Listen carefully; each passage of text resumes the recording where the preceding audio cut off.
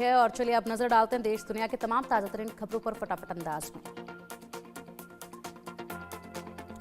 संसद का शीतकालीन सत्र शुरू। इस सत्र में वक्फ संशोधन बिल समेत 16 बिल किए जाएंगे पेश। विपक्ष ने की अदानी समूह, मणिपुर प्रदूषण और रेल हादसों पर चर्चा की मांग।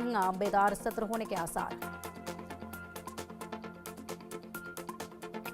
महाराष्ट्र महायुति में सीएम को लेकर सस्पेंस बरकरार। आज सभी निर्वाचित बीजेपी विधायकों की बैठक। फडणवीस, शिंदे, अजित पवार कल आ सकते हैं दिल्ली।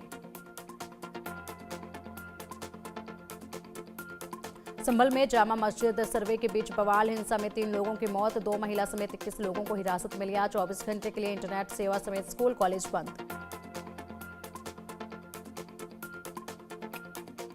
उप मुख्यमंत्री केशव प्रसाद मौर्य ने पथराव की घटना पर कहा, न्यायालय के आदेश का पालन करवाना सरकार और पुलिस प्रशासन की जिम्मेदारी है। उसका पालन करवाया जाएगा और जो न्यायालय के आदेश के अनुपालन में बाधा डालेंगे उसके खिलाफ कानूनी कार्रवाई होगी। हेमंत सोरेन ने राज्यपाल से की मुलाकात। सरकार बनाने का दावा किया पेश। 28 नवंबर को सीएम पद की शपथ लेंगे सोरेन। 26 नवंबर के बाद प्रियंका गांधी ले सकते हैं शपथ। सूत्रों के मुताबिक आज प्रियंका गांधी संसद सत्र में नहीं होंगी शामिल। कांग्रेस सांसद रंजीत रंजन ने दिल्ली में वायु प्रदूषण पर अल्पकालिक चर्चा के लिए राज्यसभा के महासचिव को लिखा पत्र। राज्यसभा के प्रक्रिया और कार्य संचालन नियम के 176 के तहत महासचिव को लिखा पत्र।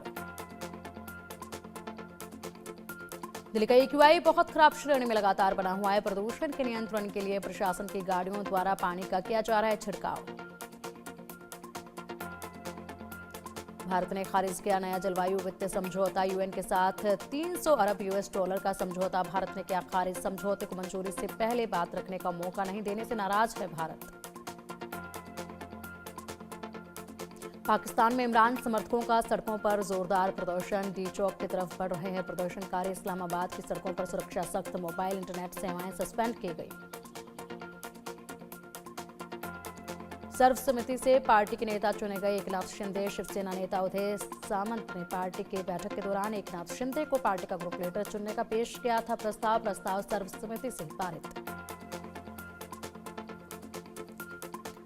मुंबई में कल सीएम शिंदे ने लाड़की बहन योजना के एक कार्यक्रम में योजना के लाभार्थी महिलाओं के साथ सेल्फी ली। आज से यूके और जर्मनी की 6 दिवसीय यात्रा पर मध्य प्रदेश के सीएम मोहन यादव लंदन पहुंचने पर भारत के उच्चायुक्त विक्रम दोराइस्वामी और प्रवासी भारतीयों ने उनका गर्मजोशी से किया स्वागत। अजित पवार गुट द्वारा असली एनसीपी को अपना बताए जाने पर एनसीपी एसपी प्रमुख शरद पवार बोले, हमसे ज्यादा लोगों ने उन्हें वोट दिया, लेकिन महाराष्ट्र जानता है कि राष्ट्रवादी कांग्रेस पार्टी का संस्थापक कौन है। मध्य प्रदेश के धार्मिक दौरे पर लालू परिवार। आरजेडी नेता तेजस्वी यादव और आरजेडी प्रमुख लालू यादव ने दतिया स्थित पीताम्बरा देवी मंदिर में की पूजा अर्चना। मध्य प्रदेश के दतिया में आरजेडी नेता तेजस्वी यादव ने कहा, हम लोग झारखंड जीते हैं, महाराष्ट्र में हार के कारणों की समीक्षा की जाएगी, लेकिन पूरे विश्वास के साथ कह रहे हैं कि आने वाले 2025 में बिहार चुनाव में हम लोग जीतेंगे। दिल्ली कांग्रेस में बड़ा सियासी फेरबदल। दीपक बावरिया को हटाकर काजी मोहम्मद निजामुद्दीन को दिल्ली का नया एआईसीसी प्रभारी नियुक्त किया गया। बीजेपी नेता प्रतिपक्ष विजेंद्र गुप्ता ने कहा, दिल्ली के लोग 10 साल से आम आदमी पार्टी के कुशासन का सामना कर रहे हैं। आम आदमी पार्टी ने कोई वादा पूरा नहीं किया। विधानसभा क्षेत्रों में कई समस्याओं से लोग जूझ रहे हैं। आपके विधायक पूरी तरह से विफल साबित हुए हैं।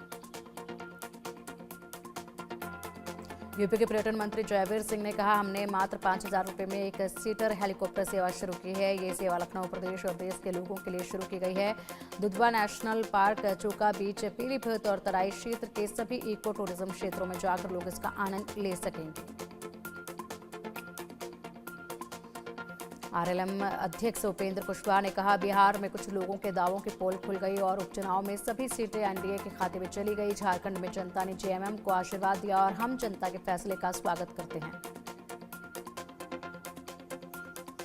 रविवार को हिजबुल्लाह ने इजराइल पर किया भीषण हमला। 250 से ज्यादा मिसाइलों और ड्रोन से इजराइल पर हमला। 7 अक्टूबर 2023 के बाद से इजराइल पर अब तक का सबसे बड़ा हमला। हिजबुल्लाह ने कहा कि उसने तेल अवीव और आसपास के 2 सैन्य ठिकानों पर मिसाइलों से किया हमला। इजरायली पुलिस के मुताबिक तेल अवीव के पूर्वी हिस्से पेटा टिकवा में हिजबुल्लाह ने हमला किया है, जिसमें कई लोगों को मामूली चोटें आई। हिजबुल्लाह का यह हमला लेबनान की राजधानी बैरूत में पिछले दिनों इजरायली हमलों का जवाब माना जा रहा है। पिछले शनिवार बैरूत में हुए इजरायली हमलों में 29 लेबनानी मारे गए थे, 65 से ज्यादा लोग घायल हुए थे। हिजबुल्लाह प्रवक्ता के मुताबिक उसने हाइफा के उत्तर में स्थित जेफरून मिलिट्री इंडस्ट्रीज बेस को भी मिसाइल से निशाना बनाया। दक्षिणी इजराइल में अश्दोद नौसैनिक बेस पर हिजबुल्लाह ने ड्रोन के जरिए हमला किया। जॉर्डन की राजधानी अम्मान में इजरायली दूतावास के पास बीते रविवार गश्ती दल पर हमला करने वाले शख्स की गोली मारकर हत्या कर दी गई, जबकि क्रॉस फायरिंग में 3 पुलिसकर्मी घायल हो गए। इजरायली सेना ने गाजा सिटी के सोजायया इलाके को खाली करने का दिया आदेश के चलते सैकड़ों फिलिस्तीनी इलाके को खाली करने लगे। वहीं गाजा में पिछले 24 घंटे में इजरायली हमले में मरने वालों की संख्या 35 हो गई, जबकि 94 फिलिस्तीनी घायल बताए जा रहे हैं। अमेरिका में रिश्वत देने के आरोप में घिरे अडानी ग्रुप के बांग्लादेश में बढ़ी मुश्किलें। शेख हसीना के पीएम रहे थे। अडानी ग्रुप के साथ हुए पावर एग्रीमेंट की जांच के लिए एक एजेंसी गठित करने की मांग को लेकर की गई सिफारिश। पाकिस्तान में खैबर पख्तूनख्वा प्रांत के कुर्रम जिले में गुरुवार से जारी हिंसा में मरने वालों की संख्या 82 से ज्यादा हुई, जबकि 156 लोग घायल बताए जा रहे हैं। मरने वालों में 16 सुन्नी और 66 शिया समुदाय के लोग।